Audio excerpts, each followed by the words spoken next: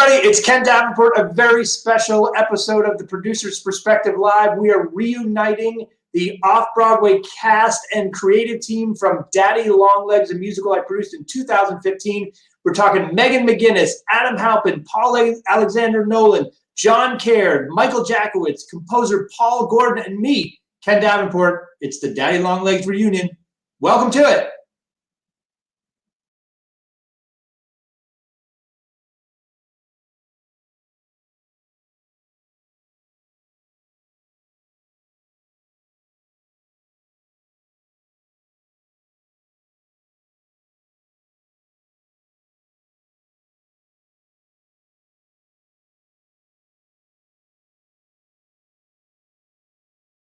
I've discovered the secret of happiness is following my will.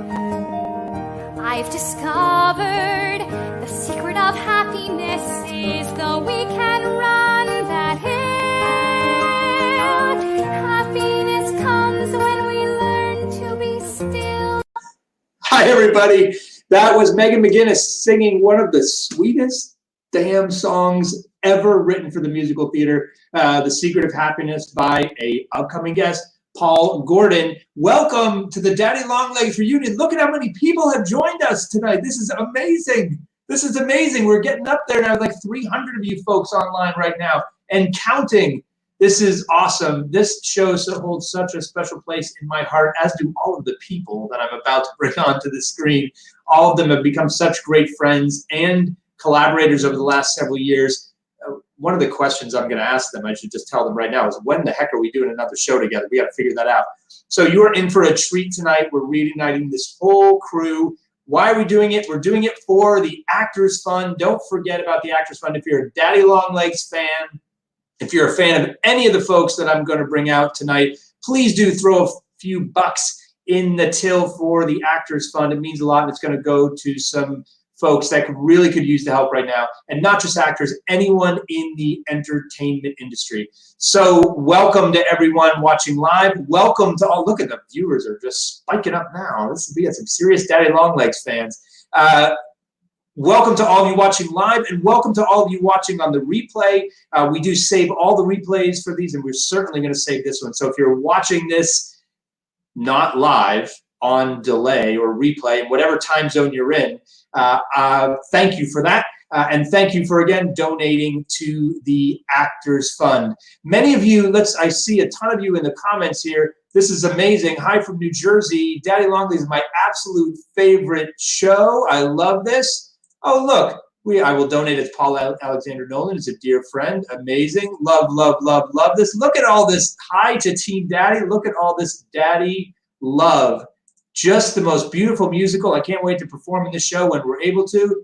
Us too. Us too. Look at all this. I love it. It's just so great to see so many fans here. How many of you saw the live stream? How many of you saw the live stream that we did in 2015? You know, there's all this live streaming going on right now, including obviously this show. There's tons of them. There's like 87 different live streams available at 8 o'clock, actually, competing with us right now. You're tuning into this one, though, so thank you for that. Daddy Longlegs was one of the very first shows to take the live streaming route. In fact, we were the first Broadway or off-Broadway show to ever be live streamed. And if you go to daddyLonglegsmusical.com, there's a whole history of that. But how many of you saw it? Let's just see anyone.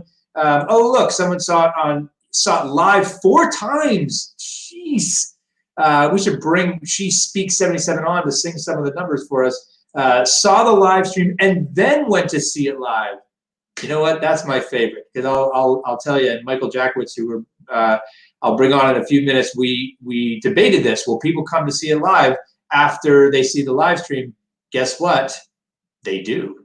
They do. And we're counting on all of you to go see live theater again when this is all over, after all this live streaming. So thank you all for being here. We're going to get to it now. If I can just figure out how to take this comment down.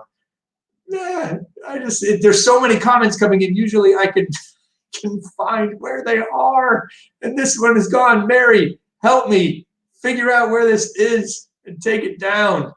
Golly, We're experiencing technical difficulties here, but it's fine because more and more of you are joined. There we go. Mary, Gina to the rescue. I love it.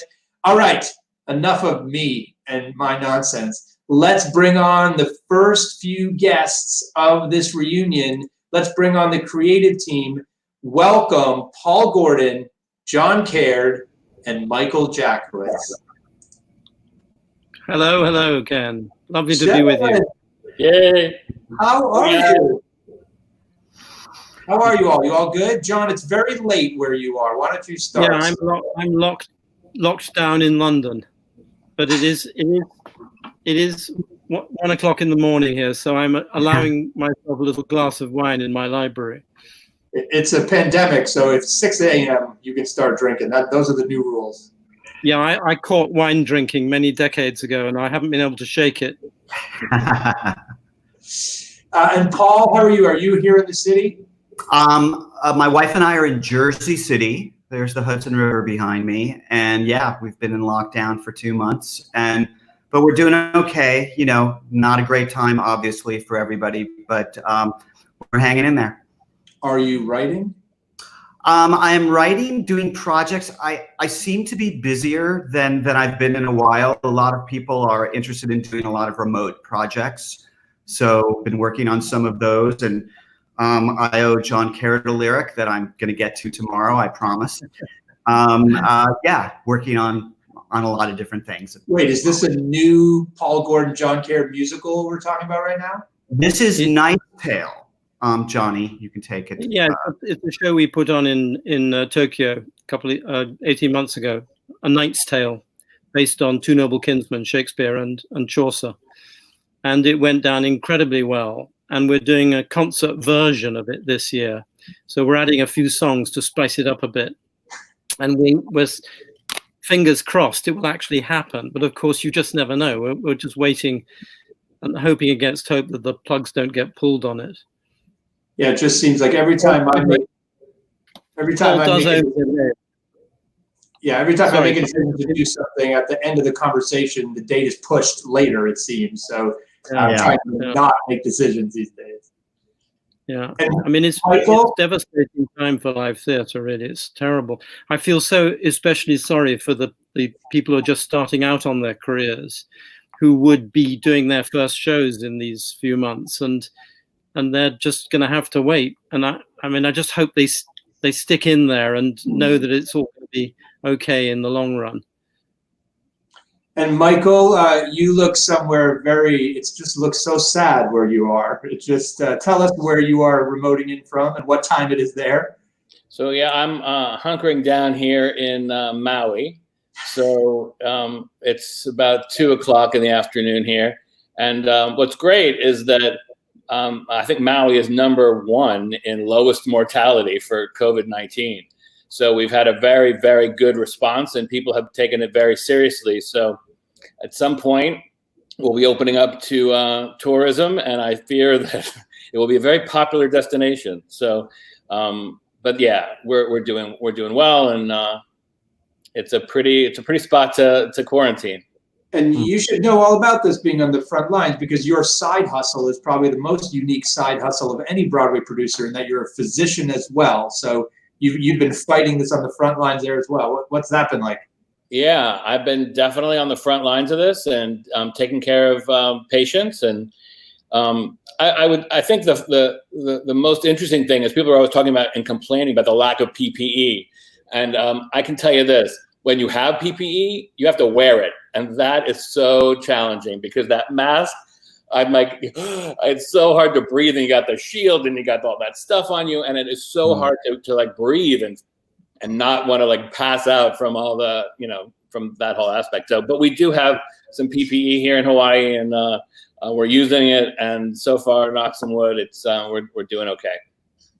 Well, why don't you start with telling us about the origin of Daddy Longlegs, how it began with this whole team. Obviously, I came in very late to this. So tell us how it started. It was very simple. I was doing a show in Los Angeles, and Paul Gordon handed me a CD. And he said, listen, this is a one-woman show. I want you to listen to this one-woman show. And I remember listening to that CD on my way home, and I pulled over and I can take the exact lyric, and I've told this to these guys many times, but it's during Like Other Girls, and Jerusha sings, "The bitterness of wearing your enemy's clothes seeps into your soul." And I heard that lyric, and I pulled over, and I called Carolyn Burns, who is the producing artistic director at Rubicon, where I work as director of new works. And I was like, I just found our next show. And what was great is we talked about it, and we said to John and Paul, listen, this is a great, great story, but we kind of want the Jervis character. Would you guys be willing to take this one-man show and write it as a two-person show? And they did. And you guys can tell that story, because before that, it was a much bigger endeavor. But that two-character show, we did a production. We ultimately did multiple productions. We did 3, a rolling world premiere consortium, and then that became a 6-member team, and then an 18-city tour before we came to New York. So it was really an incredible process. I think the thing that I'm most struck by is when you look at what we did at Rubicon in 2008 and what opened at your theater, it's so different. And most shows don't have the luxury of doing that. Like, we would build into each, or not each, but most of these productions, a week of rehearsal. So we could explore like what we learned, what we didn't, what worked, what didn't. And the show, we really had the luxury of creating the show that we really wanted to create. And nowadays, you go up, you have like 3 weeks of previews, that's it. You're up. And we didn't have that challenge with Daddy Longlegs. We took our time, it was a slow burn, and we ultimately got the show that we really loved and we really wanted. So Paul and John, Paul, why don't you start? Talk about the origin of the piece as a one-person musical. And then John, as the Drama Desk award-winning book writer for this musical, talk about how that morphed into 2 people, and was that difficult, and what that process was like. I've actually never heard how it went from 1 to 2. Well, the show came to me through John, because John's wife, Malco, grew up reading the novel in Japan, Daddy Longlegs. I'd never heard of it. And John just gave it to me and said, see if you think this would make a good show. And John actually always wanted 2 characters. I wanted it to be a one-woman show, and I was determined to write it as a one-woman show, which I got to do for a few years until I was proved horribly wrong. But literally the novel that John gave me, he sent it to me in the mail, and I started reading it. And I think the first 5 songs came out within the first week, because I was so inspired by the language of the story and the simpleness of it. I just loved it instantly. But it really came from Malco, John's wife, and from John. It was their brainchild. So John, talk about that how challenging it was for you, or if you wanted from the beginning, to go from 1 to 2, and how that changed the show. Well, the tricky thing with the material is that the original story is written in the form of letters. And so they're all written by Jerusha to her Daddy Longlegs, the man she hasn't met, doesn't know what he looks like, doesn't know who he is, doesn't know his real name. And he isn't a character, therefore, in the original material. You find out who he is at the very end, but he doesn't feature, and he's not given anything to say, and he doesn't have a personality really, other than what you're imagining along with Jerusha's imagination. And so it's easy to see why one would want to just go with the novel and make it a one-woman show with her singing letters. But the more I thought about it, the more I thought, wouldn't it be cool to start writing that character, to actually imagine the story from his point of view? That he gets himself into this terrible situation of helping this wonderful girl through college, but then gets caught out in the lies and subterfuge that he uses in order to conceal his identity from her. And that in itself becomes a deeply comic strain in the whole work, which I had a great time writing. Yeah, it's actually true that when John started to create the character of Jervy, which he did from scratch pretty much, he wrote these amazing monologues, and part of them still exist in the script, but I plagiarized many of them and turned them into Jervy's songs because the monologues were so good. And it was just a great turn when John kept insisting, no, I actually think we need him in the piece. And it was just my laziness. Like, I just didn't want to write it anymore. And John's right. In the novel, it was all laid out. It was all there. I didn't have to do anything else. I didn't really have to do any work except write the songs. It's really Johnny that did so much work in creating character. It took a lot of temerity from me, of course, because Jean Webster, who we haven't mentioned yet, the wonderful author of this work, who had a very, very short career. She died very, very young in childbirth. And it's extraordinary that her work isn't better known in America. She's one of the great American children's authors, but she's somehow been overshadowed by others. And I had to think long and hard before I thought I could improve her work. You know, it takes a bit of nerve to look at something that is such an absolute classic and to dare to intervene in it to that extent. But the more I got involved in it, the more I enjoyed doing what I thought she would have done. I kept imagining, what would Jean have written for Jervy here? How would she have imagined him? And I sort of enjoyed enormously making up the man who I thought Jean Webster would like to have married herself. You know, with all his humor and his self-effacement and his sort of East Coast sensibility. There's a picture of him. And well, since we brought up a couple of photos of the kid, tell me about finding Megan, who we'll bring on in just a few minutes, and the casting process and what you were looking for originally and what that was about. Well, I'd known Megan for many, many, many years. I'd first auditioned her years before, when she was really quite young. I mean, a real junior. And she was an adorable, freckle-faced, curly-haired child, as she still is, in my view. I was going to say, we can see her all backstage. You'll all see her in a second. And I was like, it feels like, 2008, actually, right now, when I'm looking at it. And so when it came time to imagining the right character for this, Paulie and I both had the same feeling almost immediately, that Megan was the person we were dreaming of for this role. And Michael, talk to me. This show had a very interesting route, as you started to talk about before, on its way through development in New York. Talk to me how that came about. I mean, it's really financial. I mean, we had the means. We wanted to do it. Everybody at Rubicon wanted to do it, but you have John Caird, who lives in London, Paul Gordon. It's a big team. It was a first-class effort. And it's a small regional theater. So how do you do that? And that's why we went to a few other theaters and said, do you want to do a rolling world premiere? And it was never meant to be a commercial production. It really wasn't. It was just meant out of necessity. How could we figure out how to raise enough money to pull this together? And a consortium allows you to share production costs. And then that 3-member became a 6-member consortium. And then we kind of took it on a little tour, and we went all over. We were in South Korea, we were in Tokyo, we were in Canada, we were in London, we were all over. But it all started, out of necessity, just trying to put together a co-production so that we could afford to bring everybody over and do the work that we wanted to do.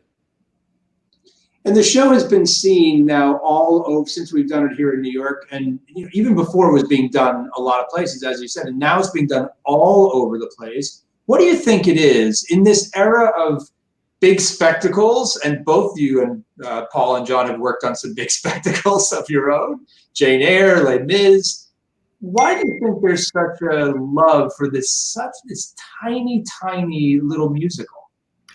I mean, I think partly it's, people are ultimately drawn to storytelling, characters, and music in a musical. I think we're even discovering in this crisis that even with some of these Zoom musicals that have very low quality that people are putting up, they're still engaging. If the story is engaging and the actors and the singing is engaging, people will want to pay attention and watch. And I think what we've discovered in Daddy Longlegs is that it's such an intimate story, and it's a small story, but we all had such love and passion for it that when we finally put it in front of an audience, we didn't know what it would be.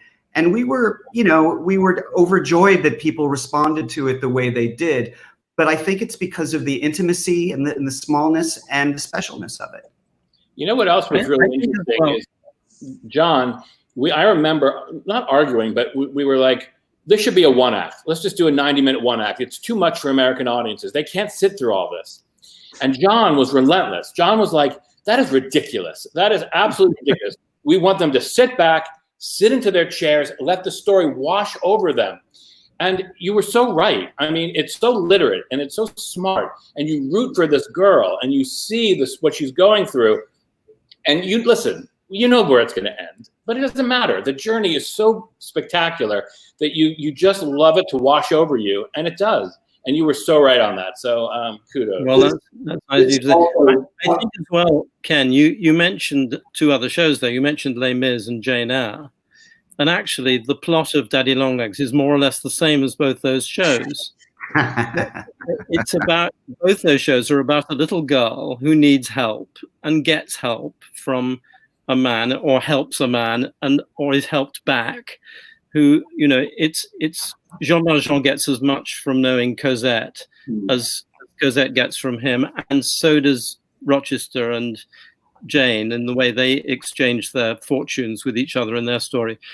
And this story, I think, is wonderful for audiences because whether you're a man or a woman, whether you're old or young, you can identify deeply with Jerusha and her predicament. You can identify with Jervis and his predicament. You can feel for the two characters as they wrestle their way through their relationship. And the theme of it, which is love and beneficence, charity, everybody knows something about that. Everybody has been affected by that in their lives. Everybody has given, everybody has received, and knows what those feelings are like. Michael, I remember that discussion very clearly.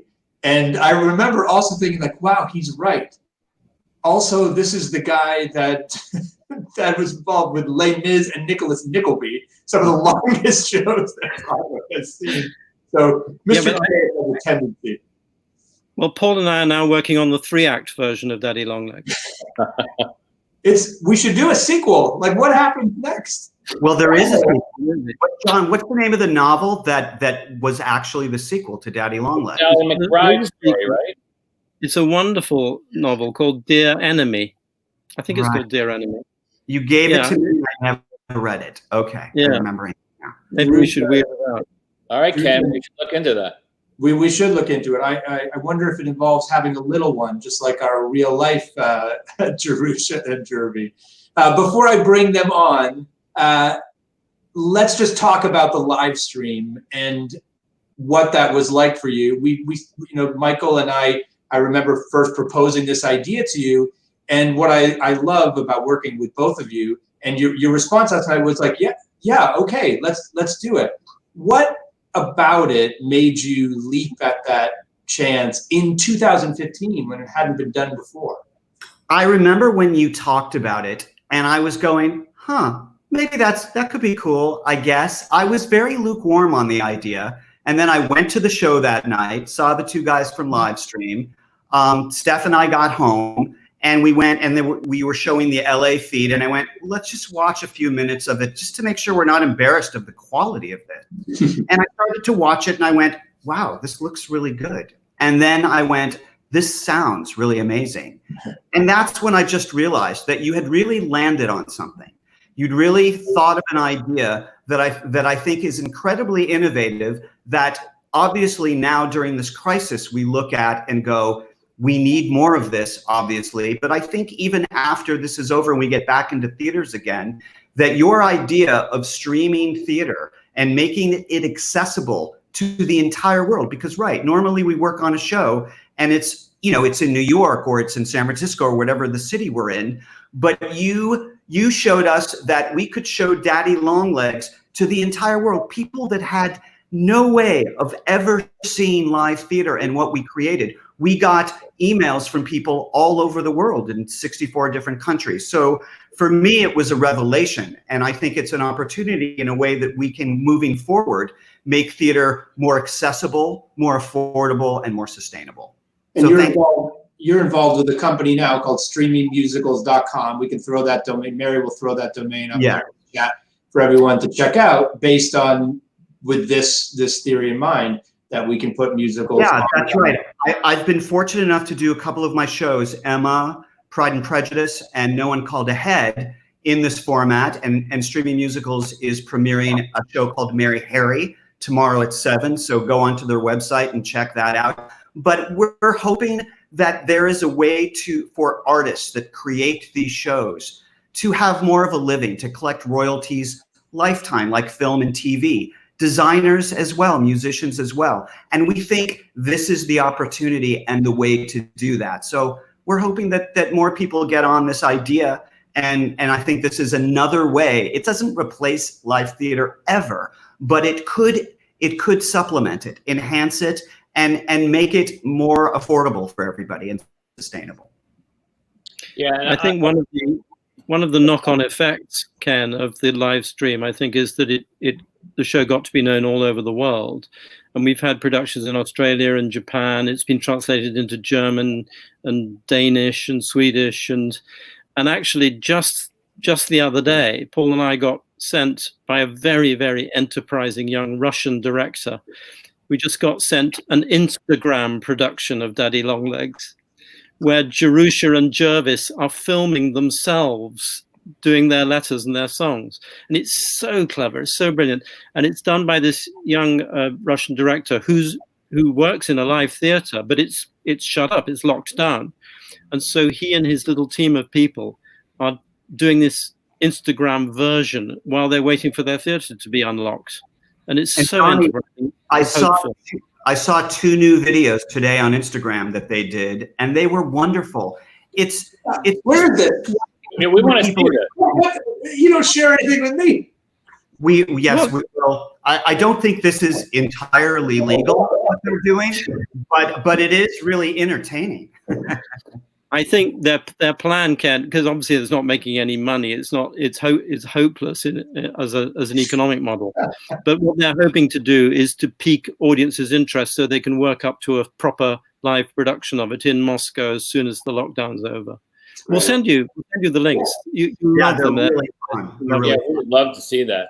I'm sorry. I thought I had sent you the links, but obviously I didn't. You don't send me links. Ken, We only got them last week, so it's a brand new thing that's just coming through. I just wanted to echo what Paul said. Like when you asked me that question about should we do the live stream, like it took me 2 seconds to say yes, but the reason is because like I absolutely believed in you and your vision, and you have your finger on the pulse of this. Like this is your wheelhouse. Like you know how to do this, and you know how to do it well. And I was just thrilled to do it with you and be on that ride with you, because this, I think you're going to change the face of the way that we do this. And I really just kudos to you, and thanks for like doing all that. Well, I have to agree with that. Ken, the wonderful way you responded to the lockdown is like a drug straight into the arm for me. It's sensational. The energy and the good humor and the refusal to disappear under the chaos that's going on all around us is absolutely exemplary. Thank you so much for being such a positive force.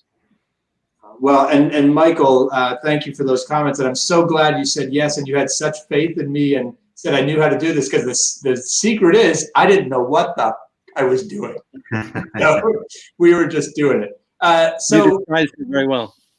Let's bring on the company, shall we? Let's bring on Megan and Adam and Paul. Please welcome to the reunion. Hello. Hi. Hello. Hi, everybody. How are you all? Yeah. Happy to be here. Megan and Adam, for those of you who don't know who are watching, StreamYard, which is the platform we use, only allows 6 people. And for a while, we were like, how are we going to fit everyone? And then we were like, oh, yeah, Megan and Adam are married. So that worked out very well. So thank you for that. Where are you two right now? Are you here in the city? Where are you? Oh, we were at our apartment in Washington Heights until May 1st. And then a friend of a friend told us that their house was available and free in Bloomfield, New Jersey, with a backyard. And so we're out here for 2 months, giving our son a little bit more space, a chance to run around in the grass. That's wonderful.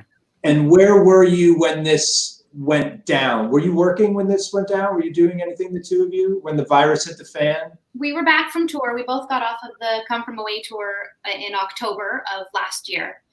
So we were just kind of settling back into our lives, and Beckett was in school, nursery school, kind of getting used to being home, and then it all happened. And Paul, good to see you. Where, and Luann Kelly says hello as well. Where are you? Tell us where you are now and where you were when this all went down.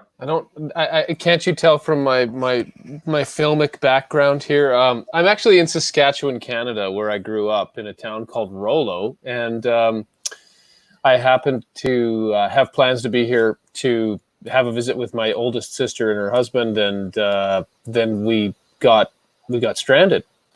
Decided it was better just to stay here than go back to New York, and so we finished seeding the crop on the farm here. We grow a ton of on 10,000 acres of land, canola, lentils, and wheat. And so I'm in from the field drinking beer because it's the last day of seeding. So it worked out well. That's awesome. Well, we sent him a copy of the Lock Willow song that got cut from the New York production, so he could play that while he's planting. That's a good idea. Right. You're actually on a farm. That's really wonderful, Paul. Paul, are you really lucky. Paul, are you near a piano? Me? Kind of an out of tune one. Or are you talking? Oh, I'm Paul sorry. Gordon. I was like, No. you don't want to hear me play it. Thank goodness I am not. I am not. Damn it. Megan, tell us about the first time that you heard this material and your response. Well, actually, very similar to Michael, I was given a CD by Paul Gordon. We knew each other socially. I'd auditioned for Jane Eyre when I was very young, as John said. But Paul and I shared a mutual friend, and she was like, "Oh, you guys should chat, get to know each other." And we went to the farmer's market in LA, I think. And he's like, "I think you should listen to this. I think you'd really like it." And it was Jane Patterson singing 5 or 6 songs from the show, and I just fell in love. And sort of heard about it through the years, through Paul and John. And then I saw a reading of it, and I went up to John afterwards and I said, "Hey, if you ever have any future productions, multiple productions, I would love to audition." And then I got the chance. I read the script. All I wanted to do was sing those songs in an audition room once. That was my goal. Sing them once in a room for these amazing people. And I got that and a lot more.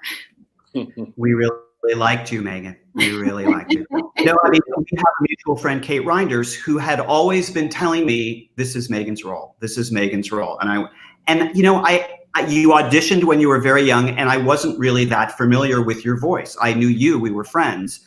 And then I believe you were the first one to audition, and you blew us away. And that was it. That was all there was to it. Yeah, I just remember Jerusha walking into the room and then starting to sing. Much better than I thought Jerusha should be able to sing. And then I thought, but hold on a minute, that's Megan McGinnis. And Paul, we got very late in the journey. We got Megan very early, and Megan stuck with us the whole way. And then Paul, we got late. Do you remember Paul's audition? Paul, do you remember it? Oh, yes. Well, Paul is one of these artists that, I was aware of him and aware of his vocal abilities, and, somebody that I'd wanted to work with. And, you just hope things like this work out. And it did for a while. And it was just a thrill to be able to work with Paul. Really, I wrote some new songs for Jervy for this production, and, his voice just lifted these songs up to a place that was very satisfying to me as a composer. And Paul, oh, look at that. What is that? I remember that day, Paul. Oh my gosh. Is that at Brad's place? Brad Hoff's apartment. Yes. Our music supervisor, and you were learning the song for the first time to do Broadway and Bryant Park. Oh, right. Yes. So It was a Paul, whirlwind. other Paul, do you remember your audition and what that was like? Yeah, I mean, a lot of times when you go to auditions, for me, I usually think, why am I being asked to audition for this? I wouldn't cast myself as most things. So I really rely on smarter people than me to figure out what I'm good for. And, delightfully for me, I've played anywhere from very lower class, dirty people, and dirty as in like literally guys that get their hands in the dirt, to guys like Jervis who come from money and come from education. And that for me has been a really fun part of my career, is getting to oscillate back and forth between classes. And John Caird, since you created this role of Jervy, what about Paul made you think, oh, this is the guy when he walked in? Well, the crucial thing about playing Jervis, the sort of personality that you need, you have to be very intelligent and witty and self-deprecating, but you've just got to be kind of effortlessly classy, and be able to relax and have a good sense of humor. But Jervis is a sort of rare type of character. He's an East Coast American aristocrat of the late 19th century type. And so you just need somebody, and that's why Canadians are very good at that, because they're actually stuck in the late 19th century. I say that as a Canadian myself. Much better century to be in, trust me. But all the Jervises we've had playing, Robbie Hancock, who played it for a long time, had that same quality. And of course, Adam Halpin, who ended up playing it with Megan afterwards, who's sitting there on the sofa with her, had that same quality of classiness and intelligence and the ability to be shy without having to act it too much, So Adam, let's get to you. And when Paul left the show, all of us were like, who's going to play this role? This is like, how are we going to find anyone? And you, of course, had seen the show how many times before you even considered doing it? I mean, more than anyone. We started dating in 2008, and she was doing the show months thereafter, like shortly thereafter. So I would guess 60 to 70 times, and because I would visit at one of the cities in Cleveland or Chicago or the Rubicon, and I'd see it 3 to 6 to 8 times while I was there. And yeah, it just grew exponentially, and saw it in London, saw it everywhere. So I felt like I knew it as well as anyone, but only as, as the partner, as the supportive, this is your show, babe, and it was the greatest thrill of my life to sit in that audience every time and watch her tell that story. Did you ever think about like, oh, I could play this one day. I can do this. I should do this someday. I wonder if they'll let me do this. Never once. Never. Yeah, we had came kicking and screaming. Adam thought he was completely wrong for the show. But I remember when we. Oh, look at that! Adorable. But I remember when we first proposed the idea after Paul had left the off-Broadway show, and when we first proposed the idea, I remember saying, "But do we really want to be the cause of splitting Adam and Megan up?" And then we were like, who cares? It's showbiz marriage. Yeah. But I remember actually discussing that with them. If you're sure this isn't going to make you want to kill each other, then you're on. We'll do it. Yeah, I think you gave us a list, John, of rules. Yeah, I remember you guys had rules. Was either you didn't go to the theater together, or you didn't go. I don't remember exactly what it was. It was the first rule was never travel to the theater together. Sort of like create that space. Good rule. Good rule. And then the other obviously was don't. The one we didn't really abide by was don't talk about the show outside of work. Yeah, that's not gonna happen. Good Yeah. luck. That's not gonna work out. Do that a lot. A lot. I knew they wouldn't be able to follow the rule, but at least they knew it was a rule. So they were ready to accuse each other if they broke the rule. That was the main point. Yeah. It was inevitable that when I started, that Megan would just note me all the time, as she should. In a loving way. I mean, I noted her sometimes, you know. He did. You know, but it was I was terrified to start in so many ways, but it ended up being bar none the greatest experience I've had on stage to this date, and such a special, singular experience. I mean, doing a 2-person show that I grew to love so much, knew every word, and never got tired of as an audience member, and then got to share that and step in it. It felt out of body often, and it was just such a thrill. Paul, Nolan, what was your favorite part of performing Jerva? You have a favorite moment in the show, something you love to get to every night that you really dug into? Yeah, well, I'll say there's 2 answers to this.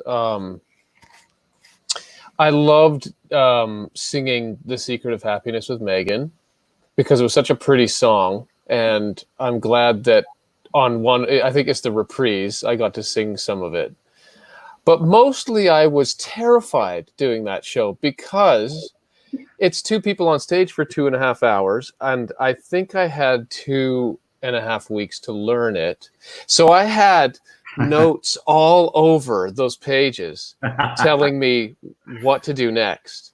And Adam, I don't know if you adopted those notes or if you created your own, but I had underlined where I spoke and where I didn't speak. And that choreography was kind of like a dance for Jervis because I wouldn't have known where I was if props had misplaced or put them in the wrong spot. And so I don't think that ever happened, thank God, because it's a moving train, that the show, and it goes like a bat out of hell. And Megan knew it in her sleep. She knew my lines. No, I didn't. You did so. So you know, I knew that I had to kind of get on that train and go. I think the typewriter was one of the tougher sections, though. Do you remember the typewriter section? Madly pounding away at the typewriter, and I still have the typewriter. Mm-hmm. I in the apartment. I saw it. Paul, We've when been you, looking for that. What did you say, Ben? I said, we've been looking for that. That's where that walk off again. Feeling shit. I remember when Paul got cast and we had like 2 weeks of rehearsal thinking, how is this guy going to do it? I remember taking you to lunch, or remember I said, we were all a family, like the whole company, we were all one big family. And I'm like, I got to like make this guy feel comfortable because otherwise he'll never get through it. And I remember there's a picture of you flayed out on the chair on the set, like, oh my God, what have I agreed to? But you stepped it up, my friend. Yeah, that was a lot of crazy person on the subway reciting lines to myself. I had it all recorded, and so every back and forth. I lived in Astoria at the time, and back and forth. I just had that. And on the day off, I was working on lines, which I try not to work on my day off because there's only one of them a week, but I had to because fear is a great motivator. Always. Megan, your favorite moment in the show, the moment that you loved doing every night? That's so unfair. Impossible for me to answer. I mean, like a favorite moment every 10 minutes, maybe. There were certain things that would hit me on nights. But I don't know, every time I would sing like other girls, that was kind of like when the engine would really start for the show. So I always loved that. Every time I sang things I didn't know, because I loved the list of all the things that she learned, and very comparable to what I learned in college and had memories of. The War of Letters, because of the fast pace and the clever words. The Secret of Happiness, because I had to tell myself every night, maybe just this once I can learn what Jerusha is trying to teach us all. I couldn't know someone less because it's just so fun to sing. The end of the show because it's so happy. I mean, if you have 2 hours, let me just do the show, and those are my favorite parts. Megan, do you remember when I think we were in Cincinnati, and somebody had said, you know, I have torn you from my heart. We've kind of played that beat. We don't really need that song there anymore. And I just remember sitting back thinking to myself, that is the worst idea I've ever heard. And then everybody in the team started saying, yeah, you know, we have heard that. Maybe we don't need that song. And I thought, well, John Caird is never going to agree to that, so I don't have to worry. And then Johnny says, yeah, you know, maybe we don't need that song. And I was like flop sweating. I couldn't believe it. And then we did the show for like 2 or 3 cities without that song, which is my favorite song on the show. And then it came, I don't remember how it came back, but it came back as a mashup between Charity and which to me is one of the great moments of that show. How did it come back? Does anybody remember? I remember, I think we were in Arizona, maybe Megan will correct me, but I remember being in a dressing room trying to write the Charity section into the end of it so that we would do it for the first time, because we all came up with this idea and we all realized we missed the song too much. So we put it back, but we wanted to connect it with Charity. And I just kind of remember writing the counterpoint in the dressing room, like right before we were going to rehearse it. So I think that might have been Arizona, but I don't remember. Some of my favorite memories of the show were those weeks before we would start each production. Yeah. Our family again, just talking about what worked, what didn't work, what we missed, what we wanted to add. And we were actually in, I think it was your apartment, Paul. It was you and me and John and I think Rob Hancock. And we were just talking about it, just chatting, how we missed the song and what could we do. And one of you geniuses had the idea to put it together, and then it was history. Well, I was apoplectic that whole time. Yeah, Well, I think it is fair to say that Paul has an unfortunate need to cut his best work from all the musicals that he works on. You know, you're with Jane Eyre. We were about to do a revival of Jane Eyre, and Paul said, "Do we really need Brave Enough for Love?" The song at the end, it's kind of doesn't work, really, does it? And I had to say, I had to literally stop him from self-harming. He'll never let me forget this. As long as everything's but it's actually rather, it's a brilliant thing. It's a much better quality to have in a writer than somebody who can't let something go, even though it ought to be cut. And there's plenty of people like that who just can't cut. They can't murder a single one of their darlings. And it's actually a very good self-disciplined quality to have in a writer. But sometimes it can result in appalling self-damage. Well, that's why I have you, Johnny, to protect me from myself. Listen, you two do that very, very well together. Yes. I've never seen a collaborating team do that as well as the two of you do. We are very comfortable with each other now. We are comfortable screaming at each other and praising and just ignoring each other or forgetting we were supposed to write something. Can you talk about someone, just a question from the crowd here about, since you mentioned Lock Willow, talk about why you cut Lock Willow.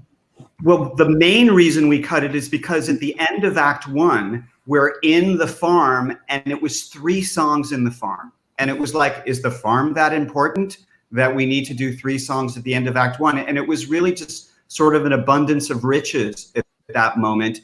And it was about pacing and length and you know, that's why we had the luxury of doing so many productions to feel like each time we improved it. But, you know, I still miss that song a bit. Can I add, though, that Brad Hawk, our music supervisor and orchestrator, added in much of the Lock Willow theme song. Underscore, yeah. As underscore, so that at least we could feel like it was still there, because we missed it. I mean, we all knew it was the right thing to do, but we missed it. Well, and of course, that was a song cut from Jane Eyre originally. So it's had many lives, that melody. Wow, And right? I sang it to our son every single night for his bedtime song for 1 year. The first year. Look at this.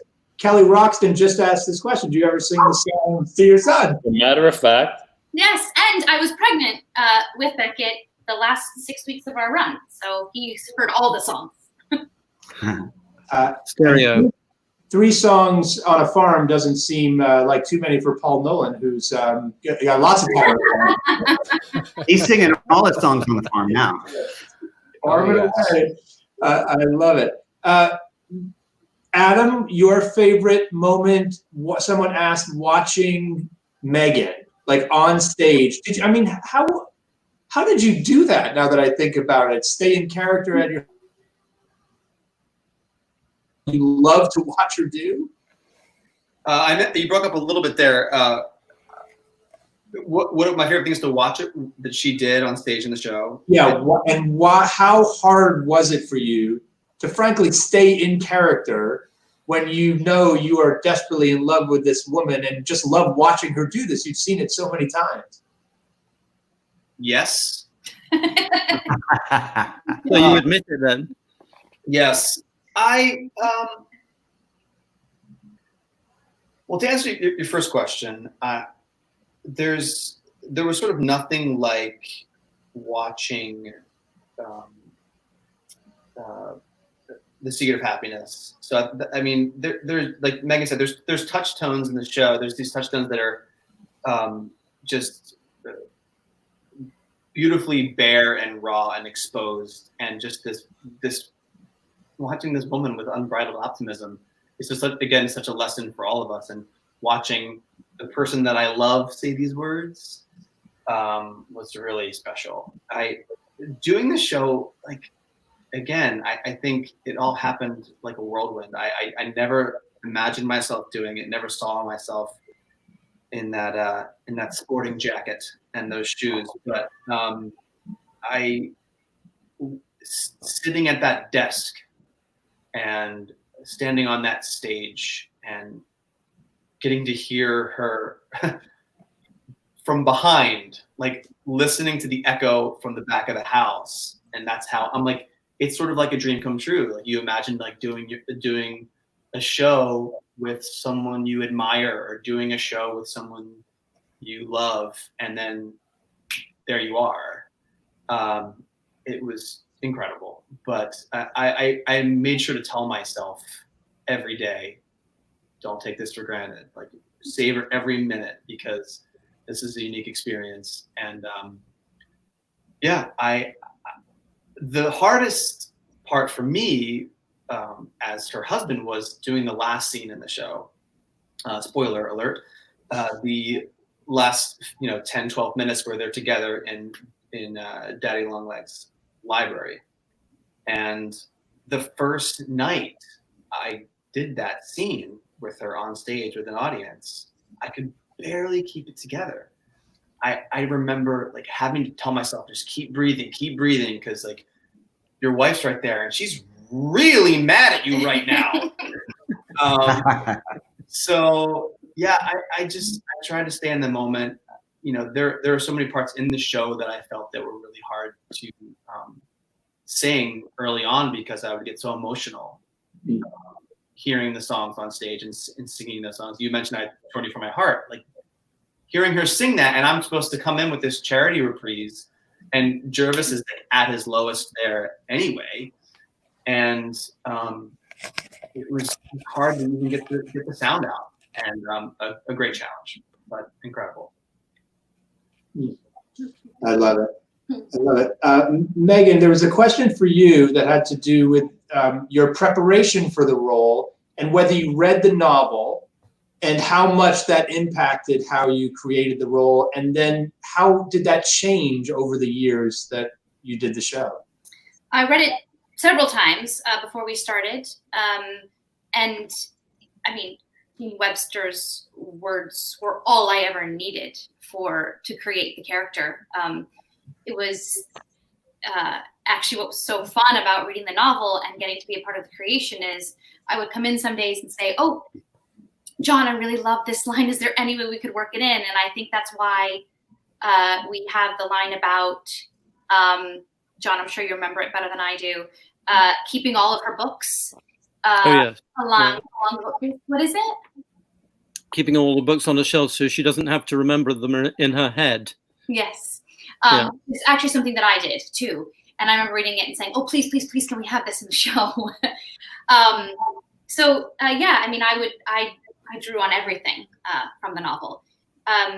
As far as how it changed throughout the years for me, I mean, it was a different show in every city. So I think it was very easy to feel like it was alive in every city. I kept finding new things. And a lot of it for me was about stamina too, of course. I mean, it was about 20 songs and never leaving the stage, really having to train my bladder. That was very important. I remember that discussion, actually. I remember us talking about this. It's important. Especially when you were 6 weeks pregnant and doing it. Yeah, there was that. But did I tell you? I don't think you knew. Oh, no, I did. Johnny, I love this picture. Oh, that's lovely. I mean, I just want to do this all over again with all of you. I mean, performing the show was great, but creating it was even better. I mean, but Megan, you've directed it since. I have. I did. I directed a production at Theatre Raleigh, Lauren Kennedy's theater. It was awesome, really fun, quite a challenge. John gave me his blessing to take whatever I wanted from our show, but I felt like I did sort of my own version. I feel so sorry for the poor person playing Jerusha. How on earth did she manage to exist in the same room as you? It tells me that I did a very good job with her in making her feel comfortable. Well, that's good. It was really, really cool. I have to say, talking of the novel, there are wonderful scenes in the novel that I was so sorry we weren't able to include in the show. There's one in particular that keeps coming back to me at the moment with these terrible things that are happening to us all the time. There's a marvelous moment in the novel when Jerusha grows up, because she realizes that there's a very poor girl who lives near the school, the college that she's at, who's working very hard as a laundress to keep body and soul together, and is working to keep all her brothers and sisters, and her mother is sick and her father's dying. And she writes a letter to her daddy Longlegs to persuade him to give this young woman some money so that she can survive. And it's a wonderful moment in the novel, because it really shows that the moment that Jerusha, the orphan, grows up is when she understands that there are people who are even more needy than she is, that however tough life is for you, there's always somebody just around the corner for whom life is even tougher.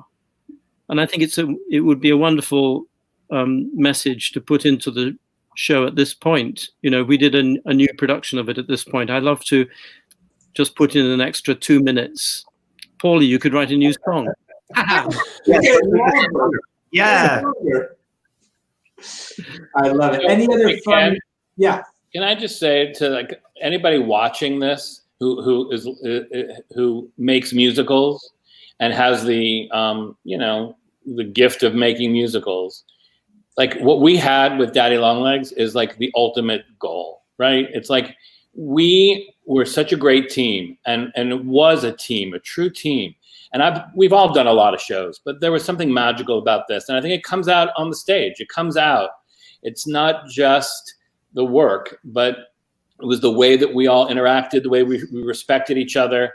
And I will just, of all the shows I've ever been involved with, this will always hold a very, very special place in my heart because of this group on this, and the ones that are watching, and, Brad and Carolyn and a lot of the other people that have joined us on this, this path. But it was really, it's the goal. You're lucky if you get to do it. And we did it with this show. So I'm very grateful to all of you.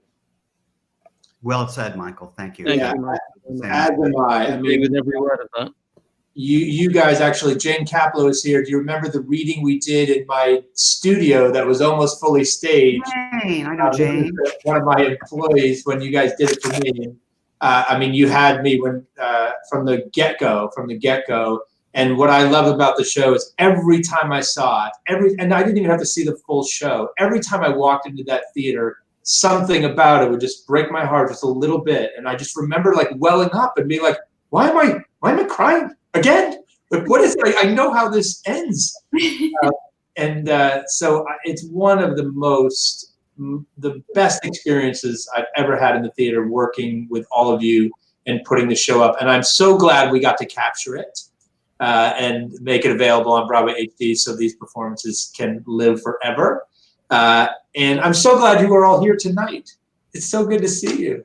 You too, Ken. Thank you for arranging this. This has been really fun, and it's been great to see everybody. Yeah. It's good to see Very all of you. sweet of you. Very sweet of you to pull us all together, Kenny. Thank you so much. Of course. You stay safe, everybody. You Take too. care of yourself. We will see you all very soon. Bye-bye, Daddy Long. Bye. Cheers.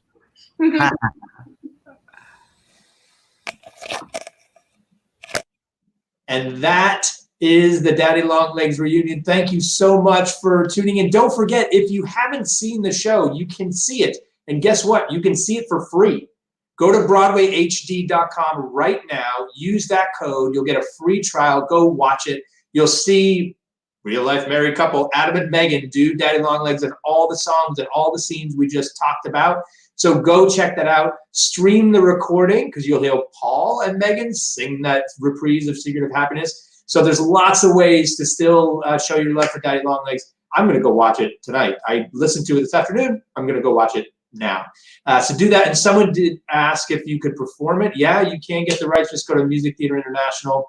They will listen. They're doing it on Instagram in Moscow. So yeah, you can do it. Go for it. And you know, we also do this for the Actors Fund. Don't forget, I get so wrapped up in these things, I forget to do that call to action. We are here for the Actors Fund. Don't forget, if you enjoyed tonight, there's a whole bunch of you watching tonight live, and there will be whole bunches of you watching on replay. If you enjoyed this reunion, if you enjoyed Daddy Long Legs and you're a fan, please do me a favor and throw a few bucks in the till for the Actors Fund. It'll go a long way, and there's a lot of folks that could really use it right now. So thank you for that. The Something to Make You Smile on every single one of these live streams. We end it in this difficult time with something to make you smile. You know what it is? It's Daddy Long Legs. Go check it out on Broadway HD. We negotiated that trial just for you. Use that code. Go get in there, get it for free, and watch the show tonight. And just cancel the membership afterwards. Just cancel it. And just like watch Daddy Long Legs every single day. Be like Adam watching his wife. Just watch it like 17 times this week and then cancel it right at the end. Ha! Free Daddy Long Legs just for you. Thanks for tuning in tonight. It's so great to revisit this show with all of you and to see so many of you here and so many fans. It just warms my heart just like the show does. Thanks for being here, everybody. Tomorrow, 8 o'clock, Des McAnuff, director of Jersey Boys and Ain't Too Proud. We'll see you then. Getting the band back together.